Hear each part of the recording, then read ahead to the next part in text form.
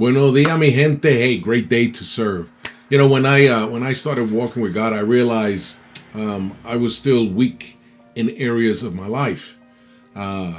Just like when you begin a workout program, right? You don't see results overnight. You feel sore, stretched, and sometimes even discouraged, depending on the pace that you go. And if you don't have somebody to walk you through or guide you, right? But over time, that consistent effort builds strength you didn't think you had. And what's one of the things I always talk about when you work out? Being consistent, right? Faith works the same way. God's training plan may not always feel good in the moment, but it's shaping us for something greater.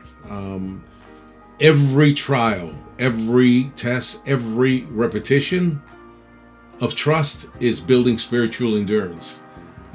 Just like in fitness, transformation doesn't come from a single workout.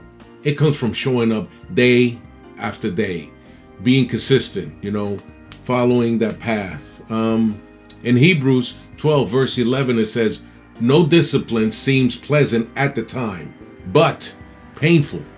Later on, however, it produces a harvest of righteousness and peace for those who have been trained by it." Just think about that. How you apply those things to your life, right? In anything you do, actually, you're training for a new job, you're training for a new sport. It doesn't happen overnight. So, where do you need to trust God's training in your life? Even when it feels uncomfortable. I will share with you my answer to this question. For me, I needed to trust God's training in my healing and in my growth as a man of faith. Coming out of my divorce, I wrestled with pain, regret, and questions, like I had mentioned yesterday, that I couldn't answer.